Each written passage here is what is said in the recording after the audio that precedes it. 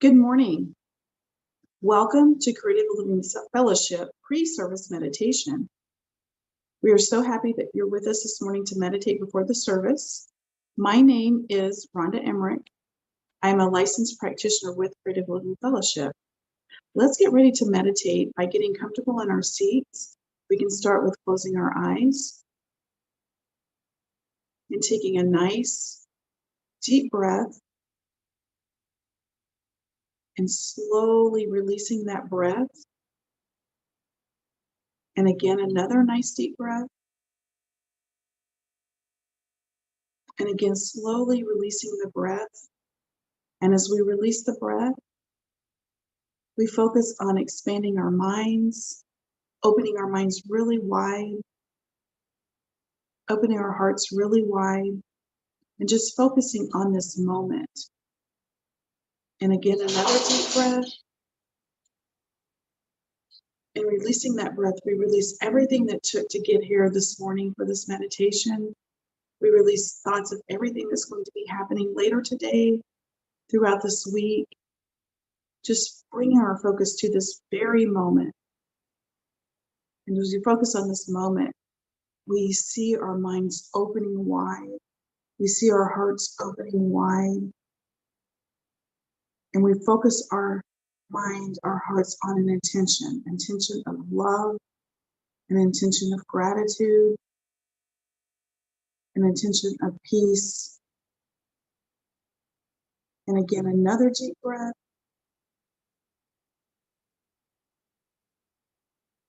And we slowly release that breath as we rest in the silence.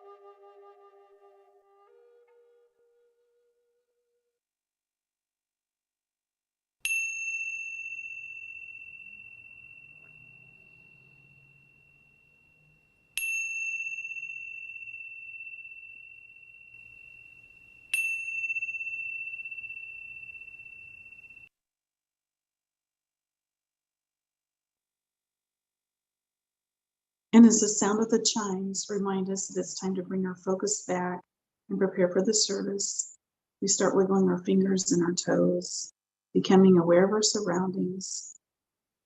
We just focus on this moment. Thank you so much for being here with us this morning. Our service will be starting in just a few moments. Namaste.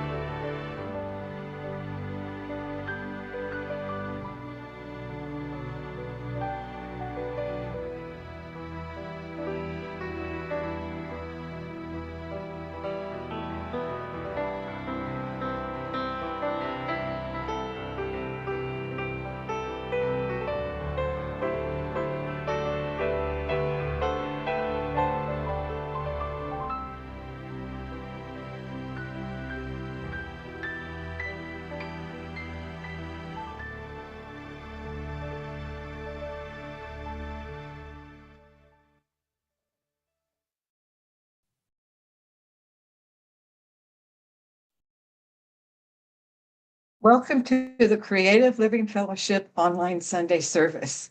Please join us in our opening song, God is Enough.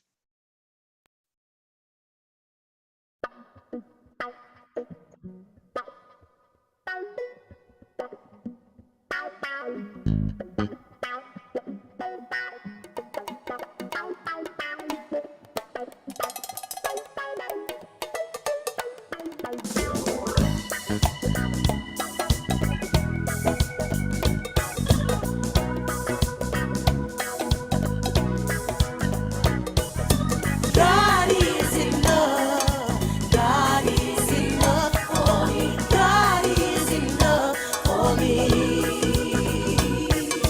God is enough. God is enough for me. God is enough for me.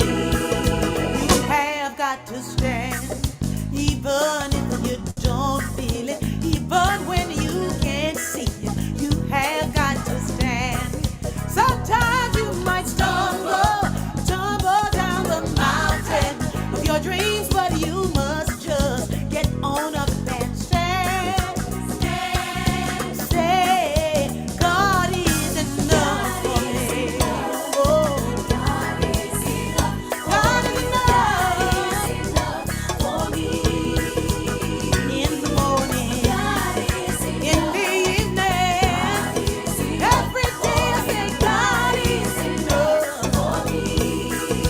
You have got to stand when you're feeling hopeless and vision has been tossed up upon a stormy sea. Move out to the spirit, let the song sing through you. Joy is there in your soul. Get on up and stand. And say, God is enough for me. God is enough. God is enough for me. Oh, God is enough for me. God is enough. In the morning, in the evening, God is enough for me.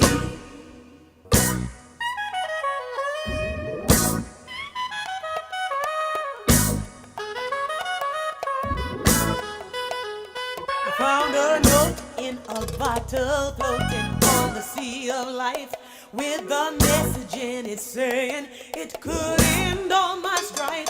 If you're looking for heaven and want to be homeward bound, look within you, that's where the kingdom of God can be found. God is enough. God is enough. God is enough. Found a note in a bottle floating on the sea of life with a message in it saying it could end all my strife. If you're looking for heaven and wanna be homeward bound, look within you, that's where the kingdom of God can be found. Yeah. So stand in faith without delay and say today that God is enough. Oh yes, God is enough. I said God is enough in my life every day. I said God, you are enough for me. God is enough. Surrender to God. God is enough. I said God is enough. God is enough. God is enough. I said God is enough. God is enough for me, yeah. Enough for me, God. Oh, every day say God. God is enough for me. God is enough for me. God is enough for me. In my life, I say God is enough. God is enough for me. God is enough for me. Every day I say God is enough for me. God is enough for me. God is enough for me. God is enough. Good morning. My name is Deborah Covington, and I am the Sunday service host today. And whether you're joining us on Zoom, Facebook Live, or YouTube, it is my pleasure to welcome you here. Creative Living Fellowship is an independent religious science church, and we honor all paths that lead to truth. Our deep intention here is to be a community of love, care, and connection that opens hearts, expands consciousness, and transforms lives. And we do that through the principles and practices of the science of mind and spirit. The science of mind is a new thought, ancient wisdom teaching that provides us with tools for living our best possible lives. We believe that there is one power, one presence, one life in the universe that is everywhere present, and that we are all a part of that one right now. Our founder, Ernest Holmes, said that no one need prepare to meet God. We are meeting him every day, in each hour of the day. We meet him in the rising sun, in the flowing stream, in the budding rose, in the joy of friendship and love, and in the silence of our own soul. One of our practices that takes us into the silence of our own soul is holding high watch, the practice of sitting in a meditative state, holding a space for the perfect unfoldment.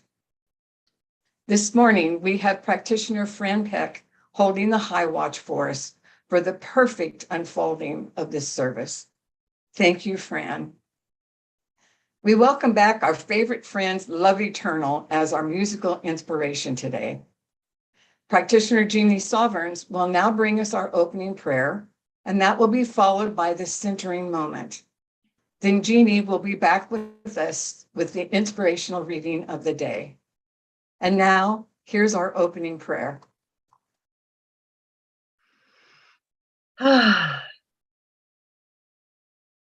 in this moment, I know that there is only one presence, one love, one divine heartbeat, one breath, breathing us, living us, animating us. I am one with this, as is everyone within the sound of my voice and beyond. This divine heartbeat is here now, as always, blessing each and every moment, each and every person. I speak my word for the divine blessing that is this service. I know that it is beautifully unfolding in the mind of God now. I bless Reverend Dr. Sherry, her words of inspiration, knowing they are divinely inspired, and that each person gets what they need. I bless each and every city, state, country leader, leaders of all faiths and traditions, knowing that this weekend, as we celebrate freedom, that all are free. I bless each and every person divinely guided to be here today.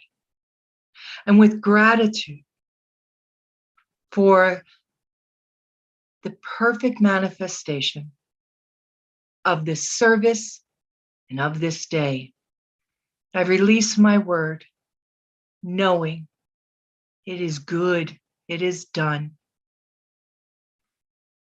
And I say, and so it is.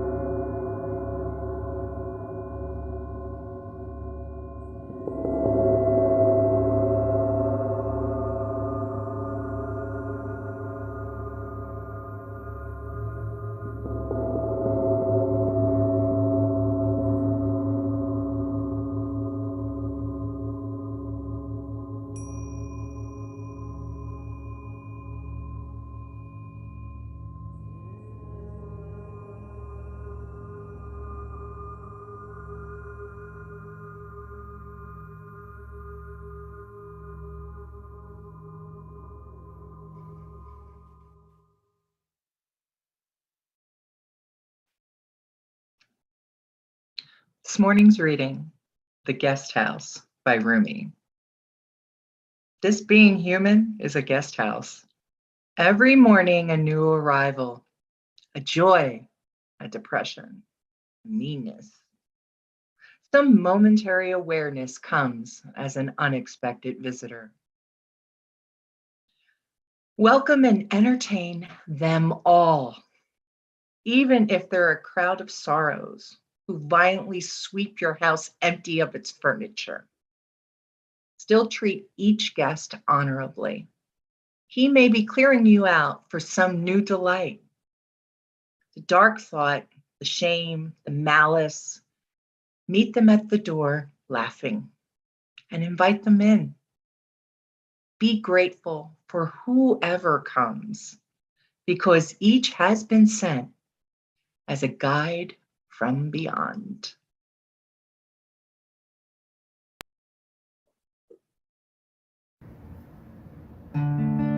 Aloha.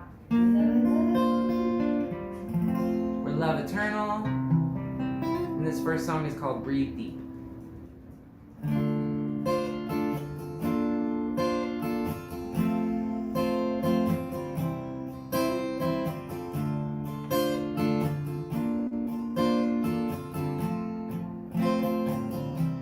Whoa, whoa, I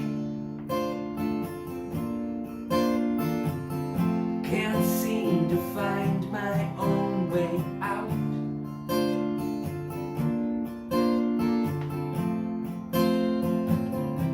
And sometimes it feels like this world closing in on me. No breath left to even shout.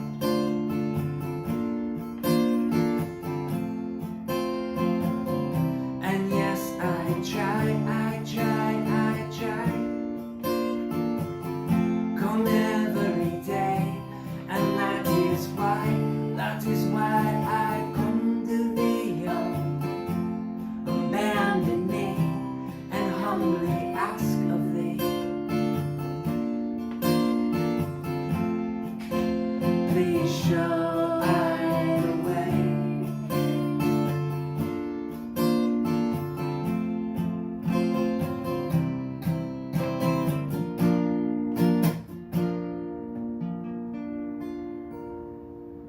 Please show I the way.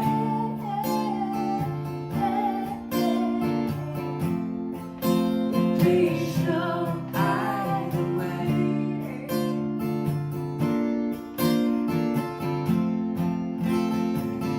And when I go inside, I find a place where everything is fine.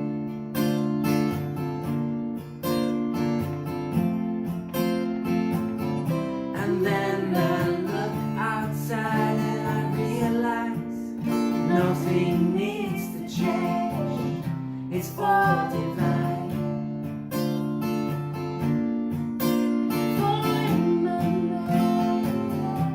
So breathe deep, breathe. 'Cause you are safe here, my child.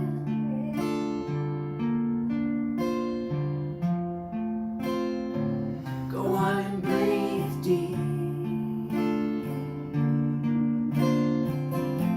'Cause you are safe here, my child.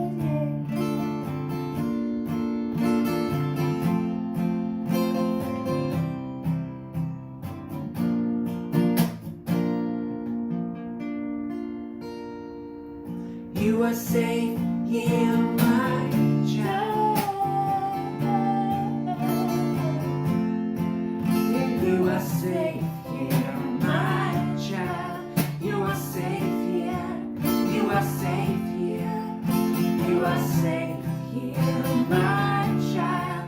For our children, for our children.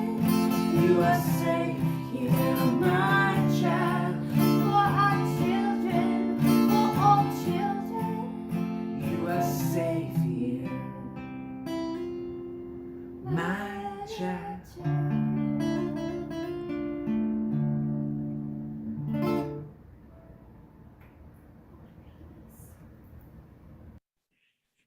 Thank you so much, favorite friends, Jared and Shauna. Namaste, also known as Love Eternal, our musical inspiration today. They'll be back with us a little later in the service. Good morning, everyone, and welcome to July, this new month.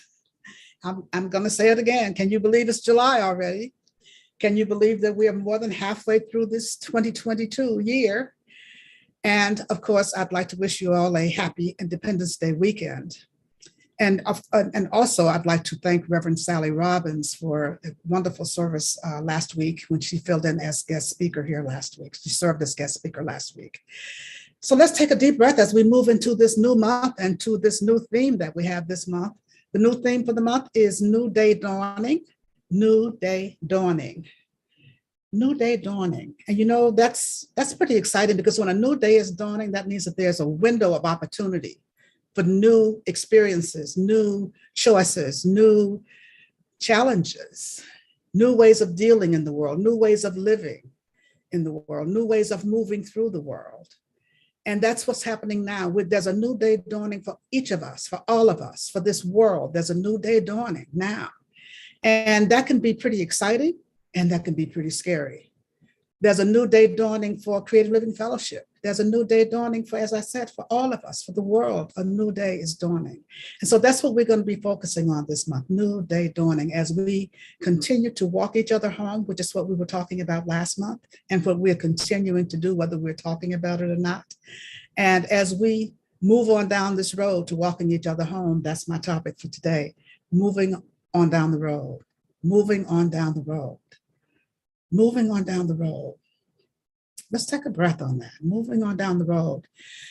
You know, I turned the TV on just before as I was getting dressed this morning, and the first thing I heard the person on TV say is he was talking about travel, and he said, "Travel ahead is turbulence, so make sure you fasten your seatbelts." And I thought, wow, that's that's something that he was tuned into, as I'm tuned into, as I'm always saying to each of us, fastening our seatbelts. As we move on down the road, this is the time for our seatbelts to be fastened. Because, you know, as we move on down the road, sometimes the road's going to be smooth, sometimes the road's going to be bumpy, sometimes we're going to run into potholes, sometimes there may be detours, sometimes there may be dirt roads, or whatever the case may be. Sometimes it feels like we have to turn around and go back and circle back around and then continue to move forward. But whatever we're doing, we're moving on down the road. And it's important for us to be fully present as we move on down the road. This is not a time to go to sleep at the wheel.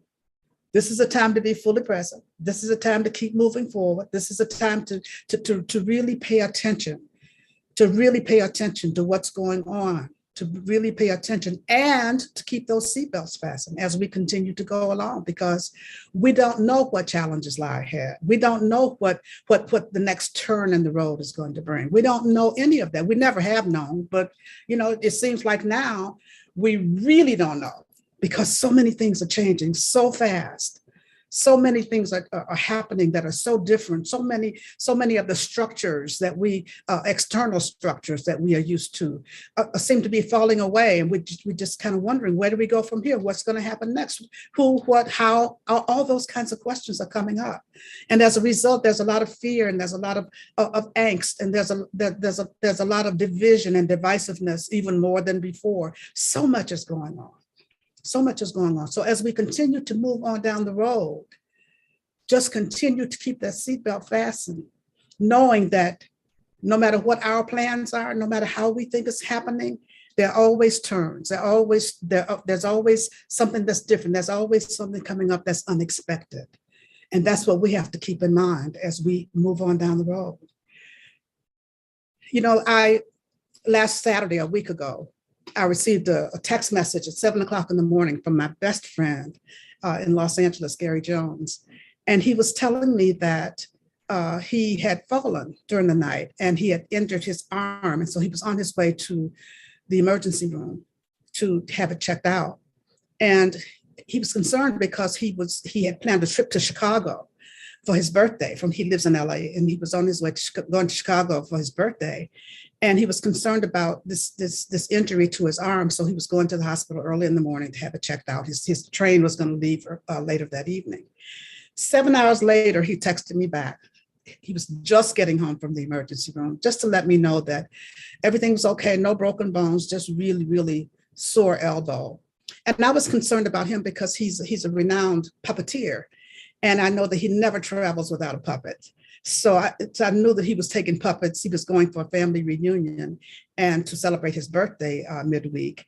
And I knew that he would be doing a puppet show wherever he was for somebody, for his family and all. And I was kind of concerned about how he would do that with the hurt elbow. So fast forward, his train was leaving that evening. He caught the train when his family had, as a birthday gift, had given him a private compartment so that he could be comfortable as he made that cross-country trip. And he went along, and lo and behold, then when they got into Missouri, there was a train derailment in Missouri. Amtrak derailed, that Amtrak train derailed. And Gary Jones was on that train that derailed. He was in the private compartment. He was in there an hour before he could get out of the compartment. When the train turned over, it turned over on the window side, so he couldn't climb out the window. And the way that it turned over, I talked to him last night, he explained it to me, that the way that it turned over, he couldn't open the door that led out into the regular part of the train. So he was trapped in there. And he kept just calling out, "I'm here, I'm alive, I'm here, I'm alive," just so that someone would know that he was in there and that he was alive. And he said that McCreary, what I kept doing, I kept saying over and over, "I'm okay, I'm okay, I'm okay." He just said, I just kept saying over and over, "I'm okay," as he called out to let people know he was there. Finally, someone heard him and came to the door and was asking him, could he climb out the window? He's like, "No, the window's on the ground. And can you open your door?" No, he couldn't. His door was jammed, so he couldn't open the door to get out into the main aisle. And finally, they decided that the man who was outside the compartment would pull the door, and Gary Jones would use his feet to push the door to see if they could get it open that way. And mind you, he couldn't use his arms because his elbow was hurt from the accident. And so the way that he was able to use his feet, and they pushed and pushed and pushed until they were finally able to get him out of that compartment. And then they had to be pulled through the roof to get out of the train compartment. You know, there was a lot that went on then. There was a lot of fear. There was a lot of anxiety, but people were just moving ahead to help each other. And then once he got out of the train, he said that you could see people coming from everywhere to help the passengers on that train. The derailment had happened in a small town in Missouri that had a population of 170 people. And he said that there seemed to be all 170 of them out there to help. The people rallied around them. They opened the school so that passengers from the train who were not going to the hospital could be brought into the school building. There was food prepared. There was water available. There were cell phones that were being provided for those who had lost their phones on the train or couldn't get any power. There was all kinds of support, all kinds of help for them. And as Gary Jones was walking along, he said he saw a man sitting on the side of the road, just sitting there. And the man had 2 crutches and 1 leg. And he was just sitting with his bag sitting on the ground. So Gary Jones stopped and asked him, "Can I help you? Can I help you?" The man never responded. He just kept asking, "Can I help you? I'm not going to leave you here. Let me help you." And after 2 or 3 cigarettes, the man finally responded and nodded that Gary Jones could help him.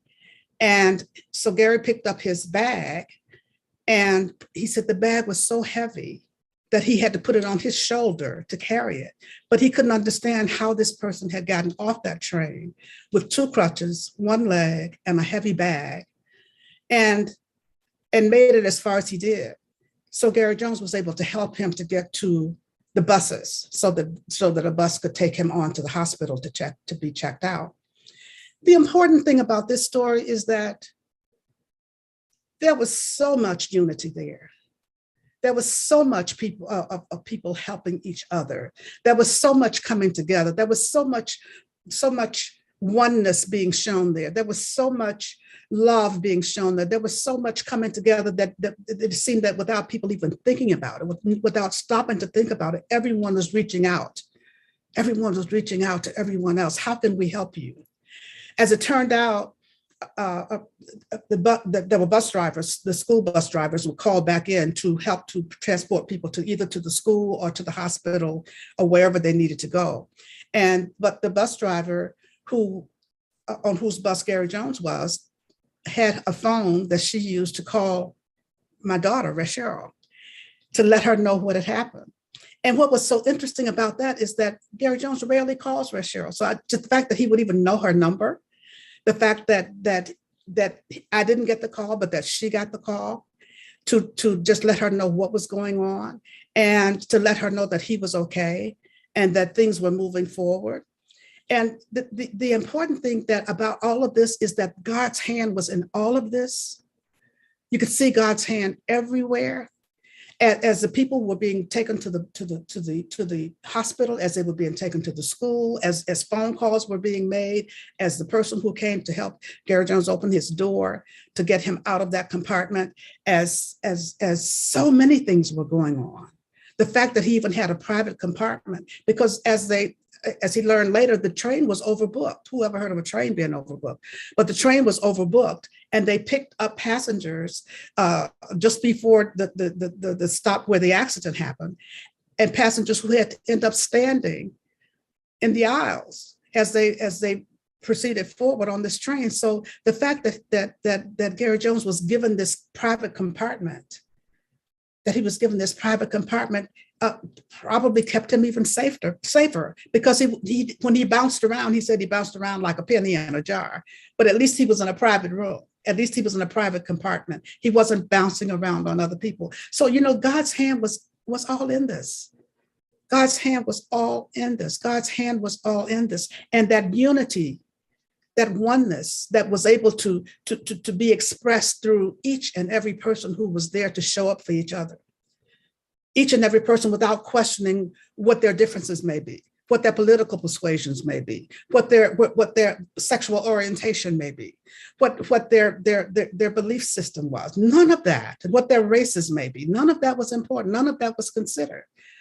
All that was considered was coming together. All that was considered was serving. All that was considered was helping each other. All that was considered was being in that place of unity. Being in that place of unity. Being in that place of unity. What an awesome situation that is. What an awesome story that is. What an awesome opportunity everyone had to come together and to allow God to express itself in and through and as each one of them. In and through and as each one of them. Perfect idea of unity, perfect idea of oneness, perfect idea of coming together. Let's take a breath as we look back to that was one moment in time. We're always looking at one moment in time, because just before that, on that Friday, we had major Supreme Court decisions coming down. Not only that Friday, the Friday was when the Roe versus Wade decision came down, and then before that was a decision having to do with gun control, things that were divisive, decisions that were controversial, decisions that made people fearful, decisions that made people angry. Decisions that brought up a lot of grief, decisions that brought up a lot of anxiety, a lot of blame, a lot of judgment, a lot of divisiveness. That was a time of separation, because people took to the streets, and other people took to Facebook and other social media platforms, and to vent their anger, to vent their disagreement, to vent their disagreement is the word that keeps coming up, but that's not the word that I want to use. But at any rate, disappointment was a big word that came up. Disappointment, and as I said, fear and judgment and anger and all these things that separate us were the things that came up, even in the same time period that the train wreck was happening, and all this unity was happening, and then all this love was happening. And so the question that I have for each one of us is, where were you during this time? Where were you in your feeling place? Where were you during the time of the discomfort and the disappointment and the time of anger?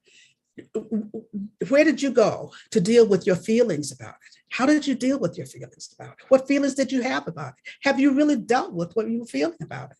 These are questions that we all need to deal with for ourselves, because it's important to know how we're feeling so that we can be real clear about it and move through those feelings so that we can move to the other side of them and open up so that we can allow that power and that presence that is within us, that power and that presence that is seeking expression through us, that power and that power and that presence that is seeking to reveal itself as whatever we need in any given moment.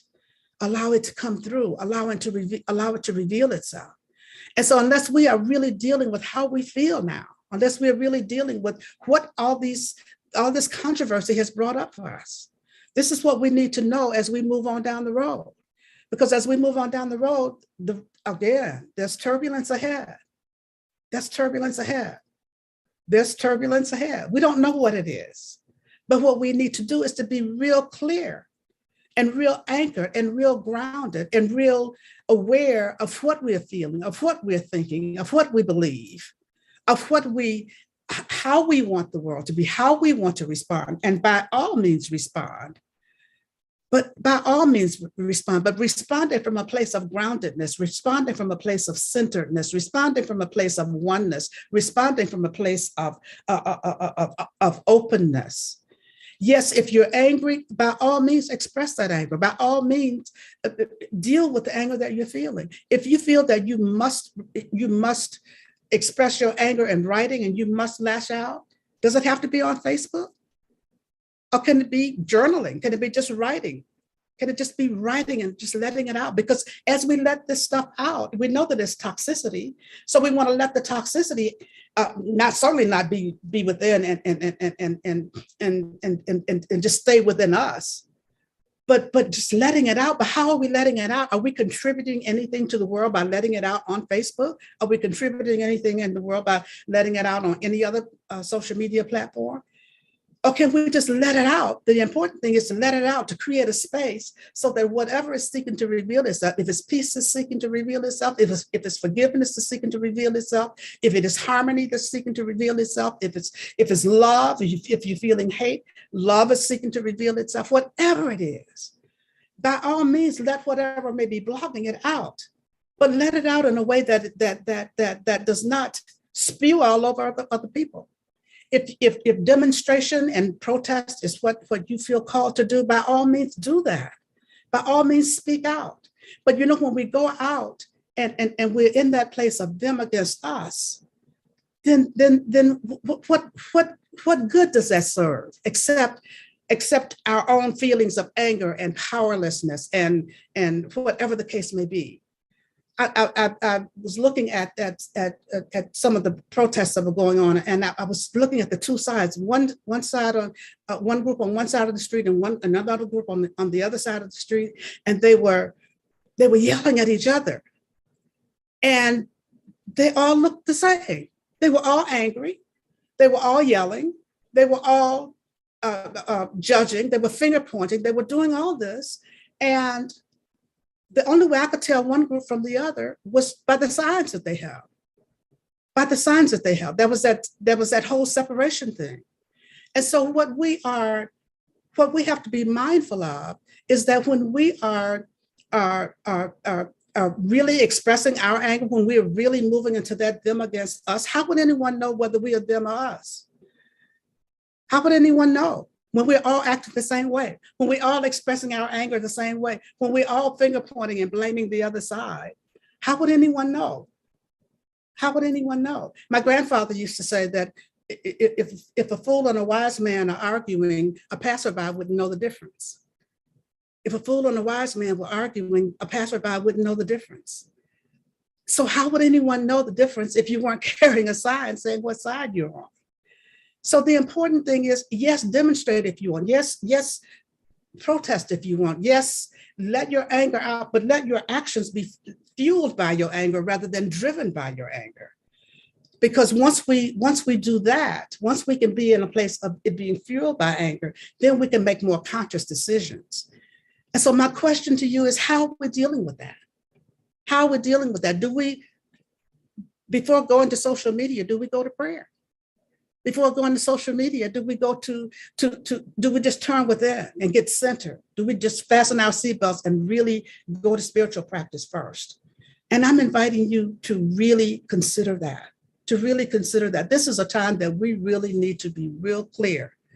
This is a time we really need to be real clear. And as I said, we don't need to move into spiritual bypass.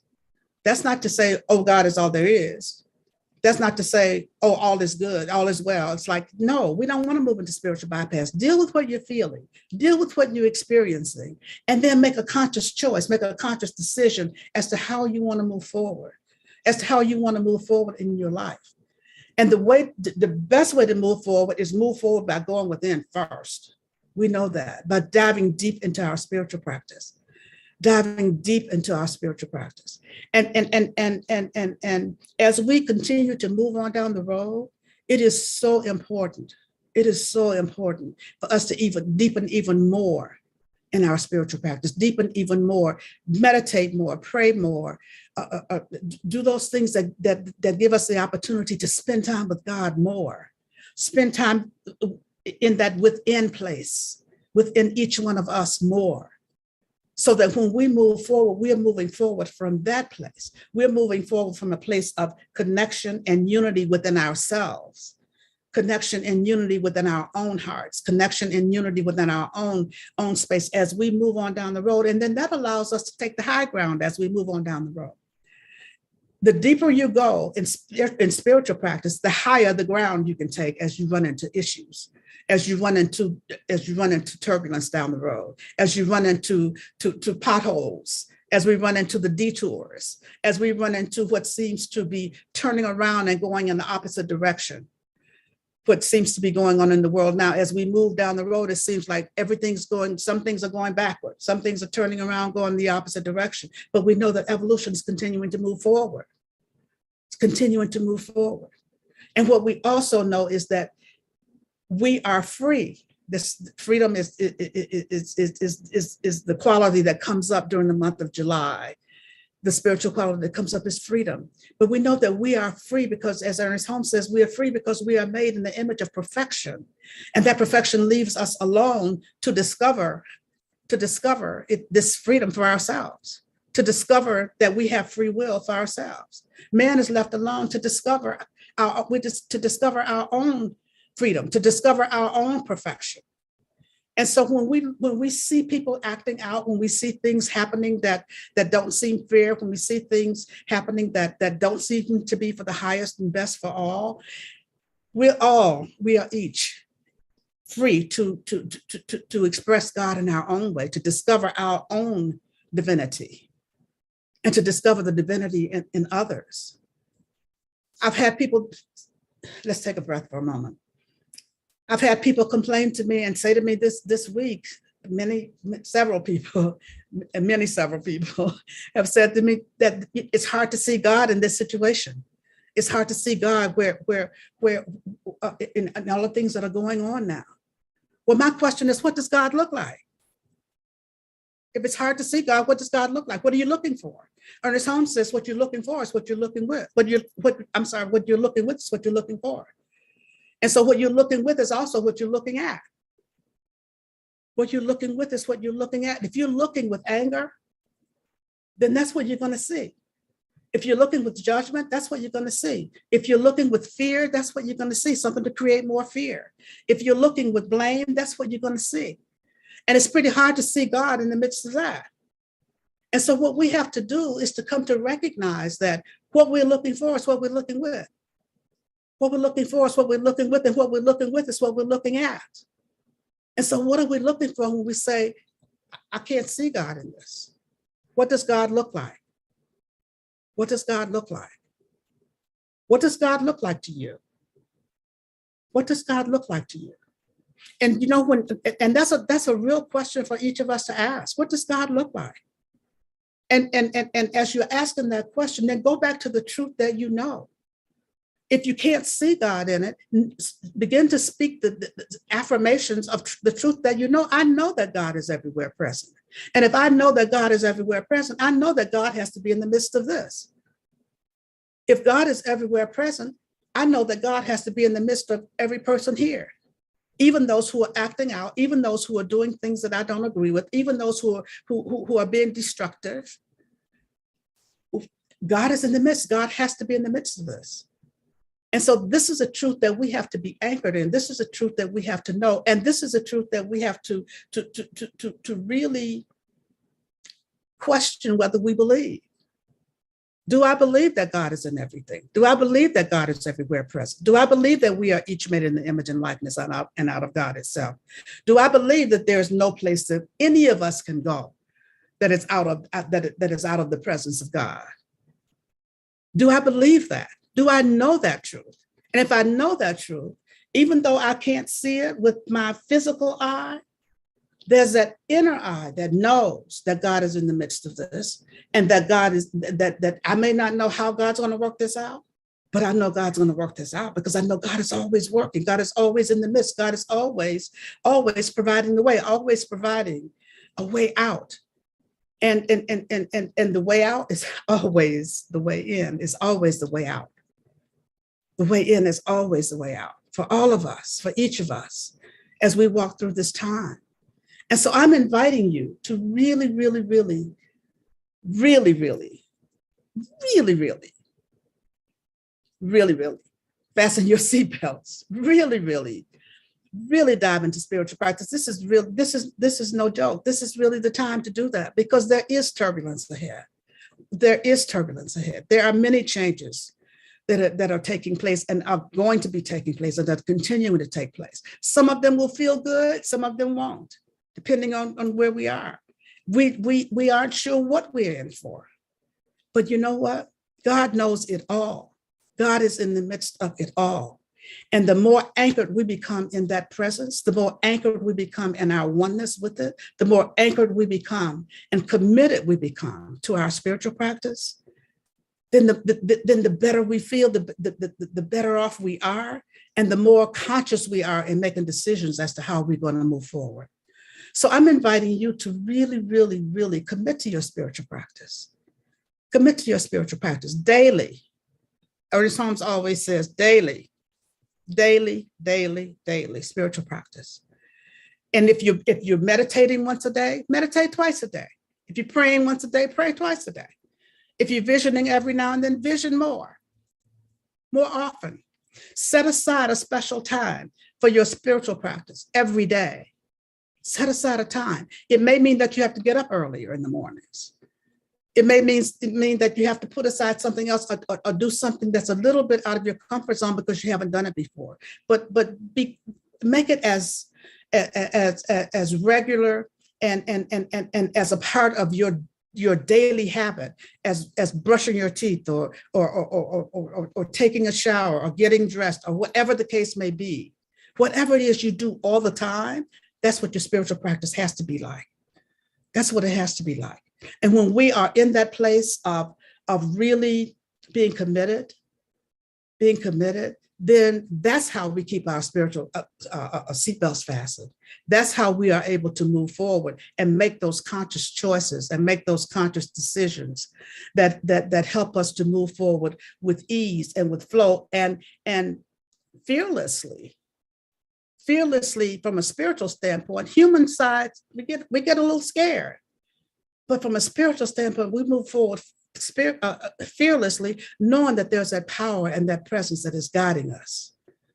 One thing that I can say about my friend Gary Jones is that he is one of the most disciplined people I know. Spiritual practice, so totally disciplined, would not miss a day of meditation, would not miss a morning meditation, would not miss an evening meditation, would not miss doing his regular yoga, would not miss doing any of those things.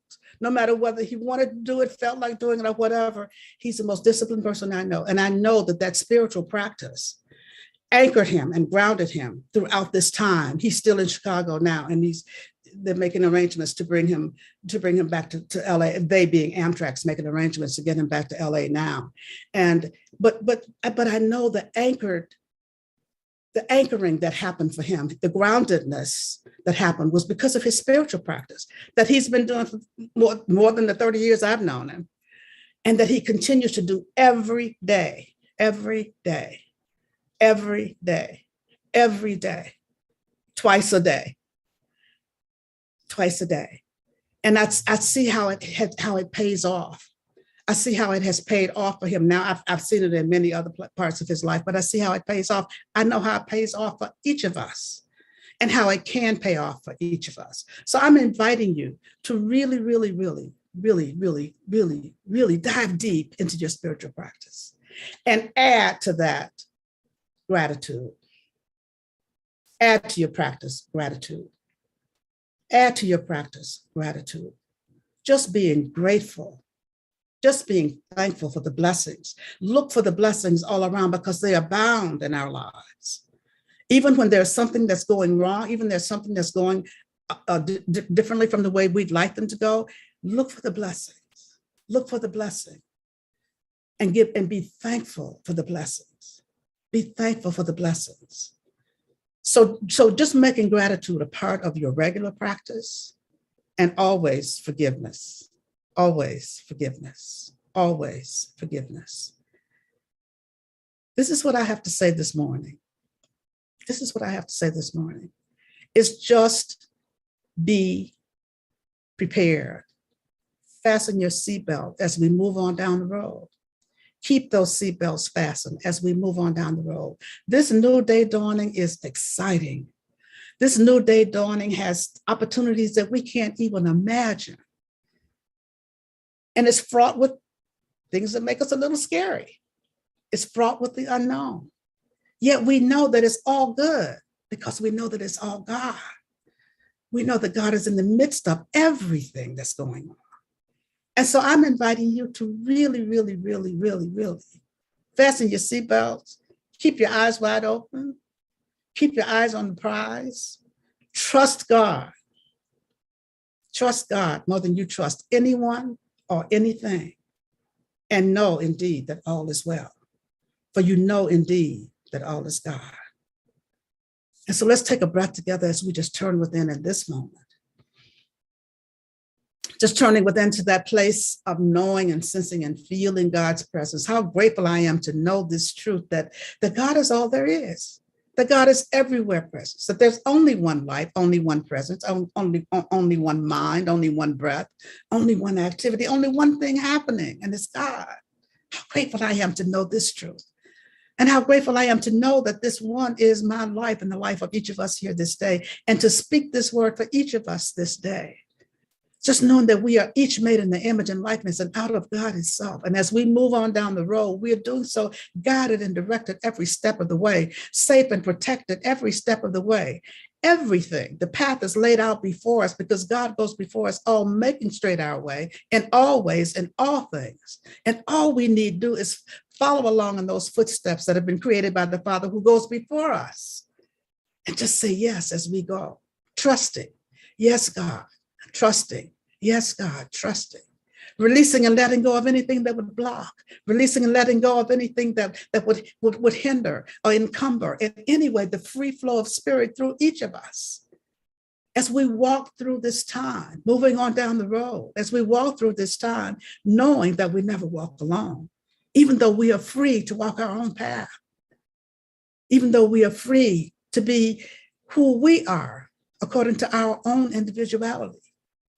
And as we continue to walk forward and open up, we allow our own divinity to meet the divinity in each and every person we meet. How good it is to know that this is the truth of our being. The truth of our being is that we are in that place of unity with God from which we can never be separate. And then so is everyone else. And so I speak a word of blessing for our government officials who are making decisions and knowing that they are guided and directed to make the highest and best decisions for all concerned, for all concerned. I'm speaking a word of unity for this world, for this nation, for this planet.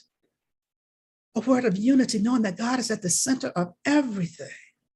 God is at the center of everything. And this is the truth that I know, that God is at the center of everything. That there's not a spot where God is not. And so I know that all needs are met in each and every life, whatever that need may be. God is showing up as the thing itself, whatever it is. And so I'm just knowing that all indeed is well. And as I do so, I pause momentarily so that you may speak the names of anyone you'd like held in prayer. You may speak their names silently or aloud, but you may speak their names now.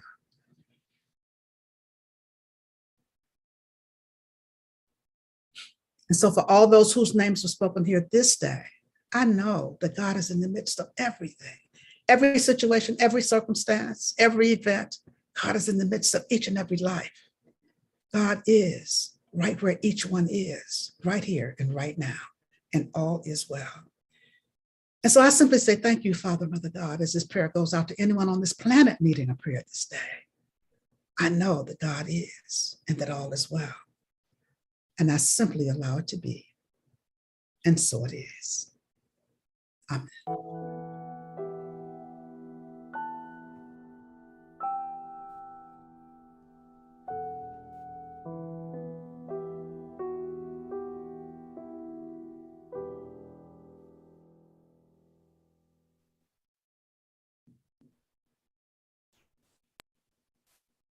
Thank you, Reverend Sherry, for that very moving talk today. This is the time we participate in the divine law of giving and receiving by giving of our tithes and offerings. CLF is a tithing church, and we invite you to participate in this sacred practice by tithing here at CLF. You can click on the donate link on our website or in the comments on Zoom or on Facebook. You can also use your smartphone to text to give by using phone number 602-610-1868.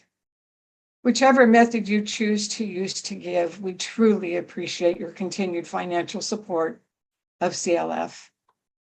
Let us now repeat our offering blessing. Divine love through me blesses and multiplies all that I am, all that I have, all that I give, all that I receive, and all that I circulate. Thank you, God, and so it is. And now it's my pleasure to welcome back Love Eternal with our offering song. Hello again. Hello, So, our friend. we're very excited to announce that we have a brand new album coming out, releasing August 12th. But you can get a copy earlier, and you can even listen to a few of the tracks now at loveeternal.bandcamp.com. The album's called To Be Human, and we spent the better half of this last year working on it. So we truly hope you give it a chance and go check it out. loveeternal.bandcamp.com. Yes. And this song is off of that album. It's called We Made It. 1, 2, 3, 4.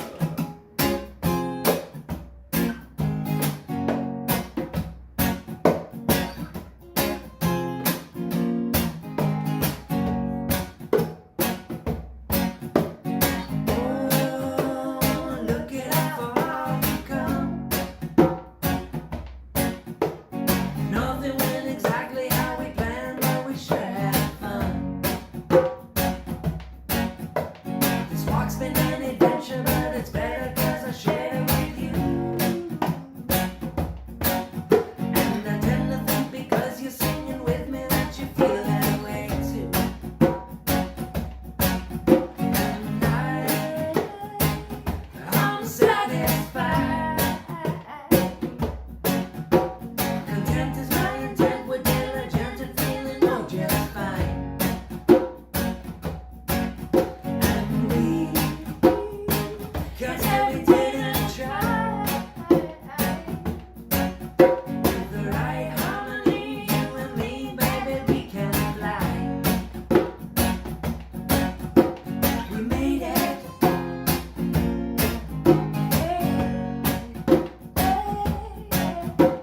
We made it.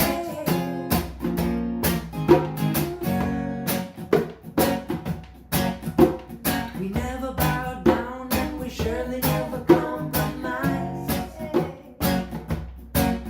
I can honestly say we've done pretty good with these lives. There's been a lot of curveballs and we knocked each one right out of the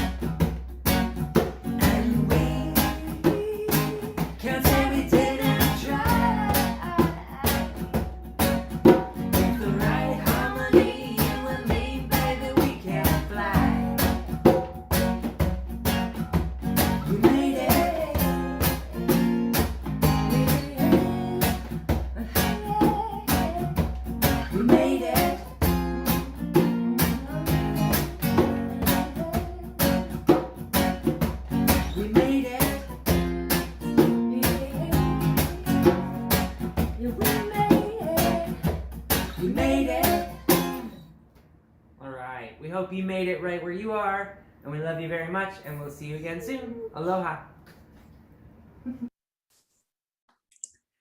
Thank you, Love Eternal, for that awesome song.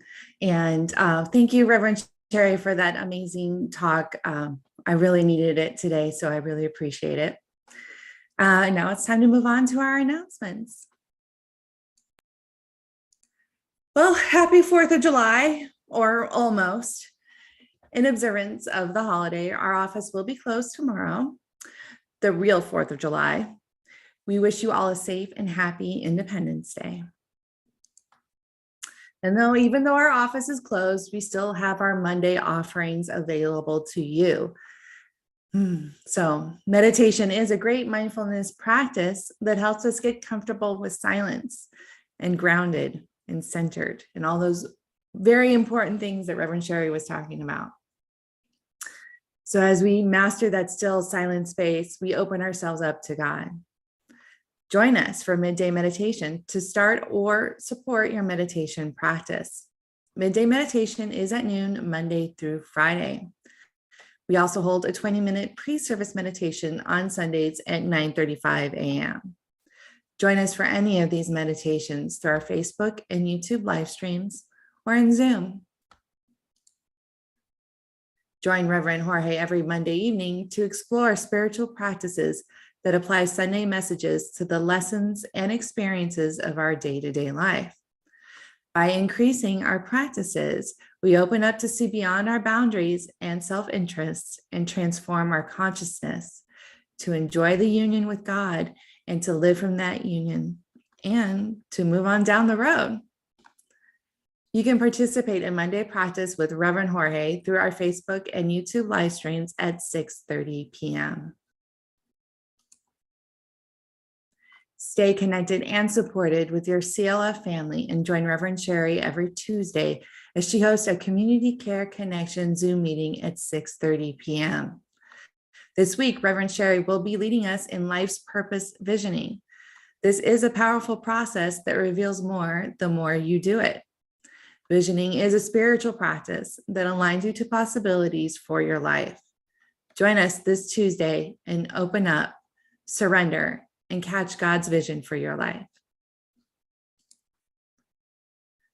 The Ernest Holmes Book Study starts back this Saturday, July 9th. The group will be reading The Hidden Power of the Bible, what Science of Mind reveals about the Bible and you, and meeting weeklies on Saturdays to discuss, grow, and connect. The Ernest Holmes Book Study is a drop-in group and a great spiritual practice. So get your copy of The Hidden Power of the Bible and read chapter 1, and then join us on Saturday, July 9th from 10 a.m. to noon. Creative Living Fellowship is a divine idea in the mind of God. That idea is seeking to be revealed to and expressed through each of us in the CLF community as we continue to expand and move forward. When we engage in the sacred practice of visioning together, we open up to make ourselves available to catch God's idea or vision for Creative Living Fellowship. And we develop a greater sense of community, our role in it, and our connection to the whole. Join Reverend Sherry as she leads us in community in our monthly visioning on Sunday, July 19th at 11:30 a.m. You're invited and encouraged to be a part of this community visioning and learn how God wants to show up through us as Creative Living Fellowship. Our Sunday prayer room is available to you after service today. Our practitioners are available for a one-on-one prayer with you in private breakout rooms. Or you can reach out to one of our on-call practitioners. The list can be found in the comments or on our website under prayer. You can also email a prayer request to prayer@creativelivingfellowship.com. Upon receipt, our practitioners will pray over your request for 30 days. Remember, you don't need to walk around with a heavy heart. Our practitioners are waiting for the opportunity to serve you in prayer. And after service, we have Sunday fellowship. Join us in Zoom and hang out, discuss the service, and connect with your CLF family. If you're in Zoom with us now, just stay where you are. If not, use the link that you can find in the comments, on our website, under our Facebook events, and your weekly newsletter. These are also the locations where you can find the links for all of our opportunities to connect and practice. Well, that's it for our announcements. Now it's back to Reverend Sherry. Thank you so much, Nicole. I just have a couple of reminders, as you know. Well, I have an announcement also. We have 2 practitioners who have attained emeritus status, meaning that they have served as practitioners for 20 years, yay. And those practitioners are Carrie Sherman and Reverend Mary Jane Hyde. And next week, we will be recognizing them as practitioners emeritus. And I would just like to encourage you to be sure and attend the service next week so that we can recognize Reverend Mary Jane and Carrie Sherman as they attain this awesome status of a practitioner emeritus, 20 years of service. How awesome is that? Thank you both so much. I love you both so much. And I think that is an awesome accomplishment. Let's take a breath. I just want to remind you, of course, to continue to use the treatment for supply. Let that be a part of your regular spiritual practice. Let that be a part of your spiritual practice twice a day, using the treatment for supply, because it's so inclusive. It is so inclusive. Page 262 of the Science of Mind textbook. As you know, that is our community prayer. And the other thing I want to remind you to do is connect with each other. Continue to connect, continue to reach out, continue to call, to text, to send those emails, or however it is you find that you connect with each other. To say, I love you, I miss you, can't wait to see you, or whatever, I'm thinking of you. However it is that you connect, continue to do that. And as always, I say to you, I'm so glad that you're here with us today. I miss you, I love you. I can't wait to see you guys. Meanwhile, I look forward to seeing you again as soon as we can. Take good care. God bless. And now here's our closing song, I Release and Let Go. I release and I let go. I let the Spirit run my life, and my heart is open wide. Yes, I'm all